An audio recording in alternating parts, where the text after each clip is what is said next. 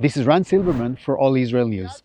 And today we're going to one of the most mysterious and controversial archaeological sites in Israel. This is the altar that is called Joshua's altar on Mount Ebal.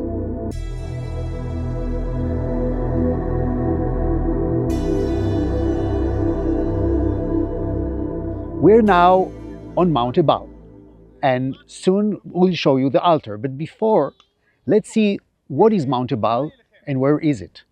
Mount Ebal appears 5 times in the Bible, only 5 times, and all of them in a very same context. The context is the ceremony of blessing and curse.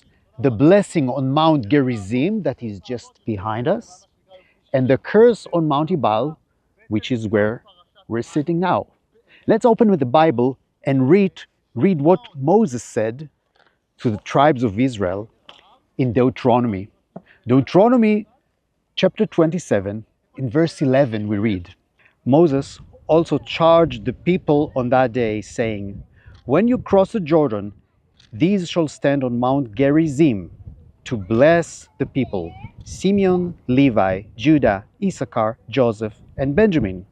For the curse, these shall stand on Mount Ebal, Reuben, Gad, Asher, Zebulun, Dan, and Naphtali. So we are talking about a ceremony that was supposed to be here of blessing 6 tribes staying on the other side to bless, and 6 tribes are standing on this side to curse. Why blessing and curse? Because from now on, the people of Israel, whenever they follow and observe the commandments of the Lord, they will be blessed. And when they disobey, they will be cursed.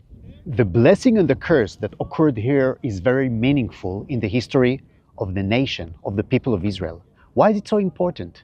What is so unique about this nation that comes into the land, and the first thing they're commanded to do in the land is to set blessing on Mount Gerizim and cursing on Mount Ebal. And this is very important because you need to understand that the nation, the Israelites, they were wandering in the desert for 40 years. For 40 years, they were under the hand of the Lord, who protected them, who fed them.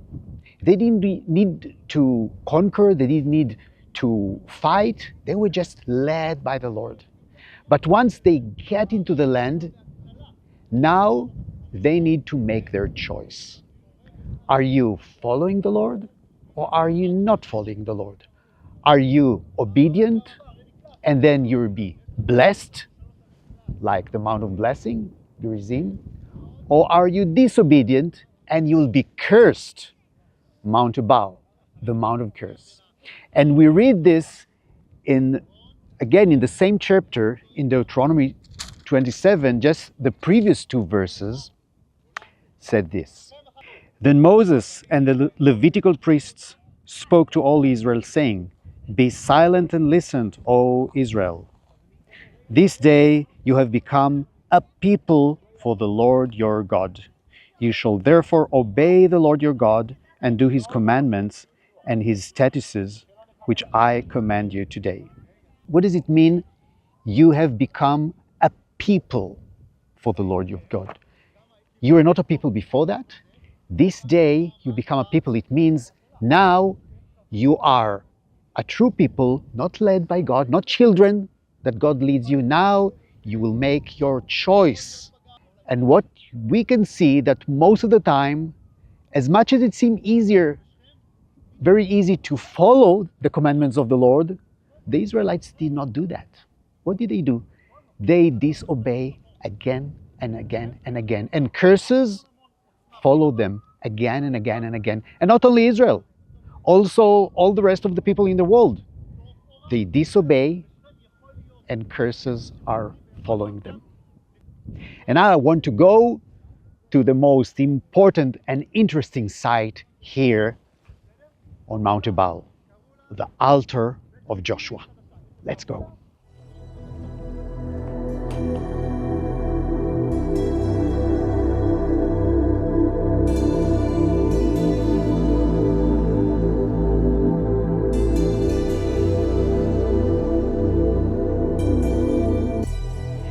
We're now standing close to the altar itself. And you can see behind me the altar.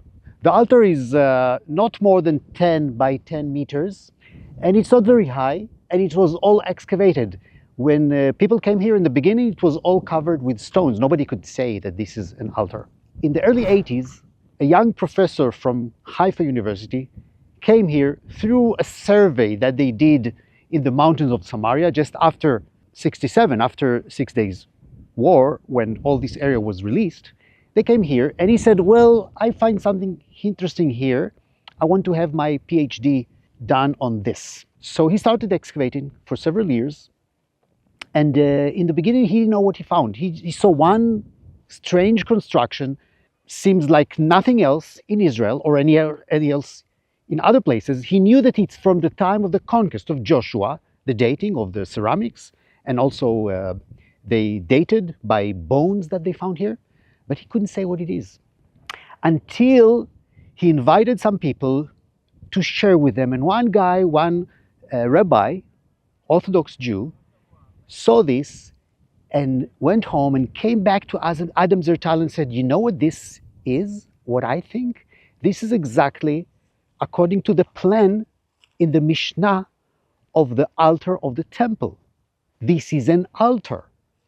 And only then they started to say, well, if this is an altar and it's on Mount Ebal, what do we read in the Bible about an altar on Mount Ebal? Let's read. I read in Joshua chapter 8, starting from verse 30. Then Joshua built an altar to the Lord, the God of Israel, in Mount Ebal, Har Ebal, just as Moses, the servant of the Lord, had commanded the sons of Israel, as it is written in the book of the law of Moses. It's written in Deuteronomy to build an altar of uncut stones. Look at the stones, all of them are uncut, on which no man had wielded an iron tool. And they offered burnt offering on it to the Lord and sacrificed peace offering.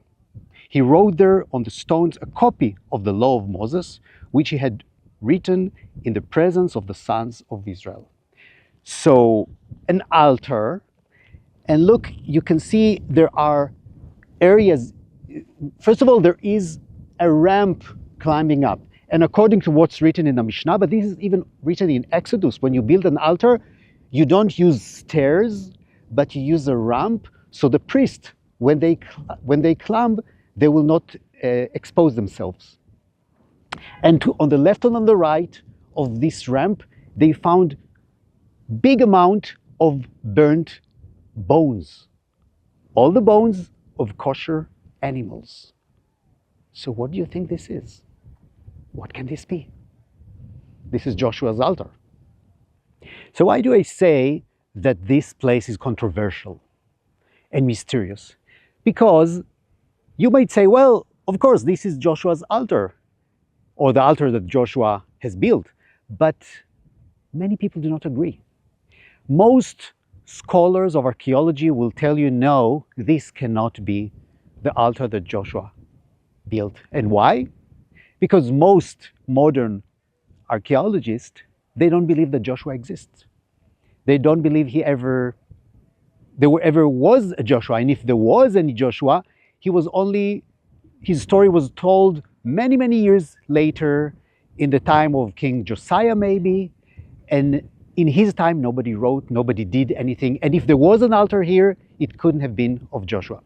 Now, this is a big debate, and if you go to places like Israel Museum and other archaeological institutes, people don't mention this as a very important site, even though I think it's one of the most important sites. First of all, it's very, very ancient. You don't find such ancient big constructions from the time of the conquest. You find sometimes houses, but a big altar like this, there's no place like this, nothing like this.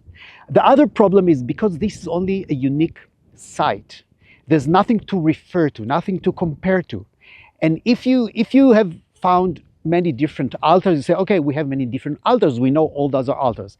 But if you have only one, then you don't know what it is, you don't know what to compare to.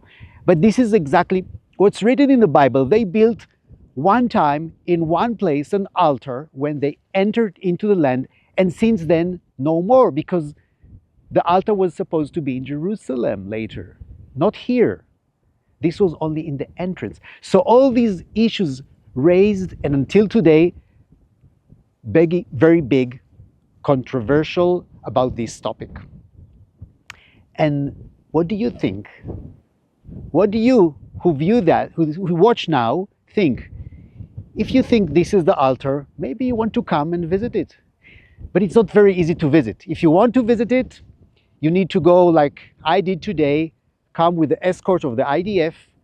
You cannot go here by yourself, but it's possible to view this beautiful and amazing site.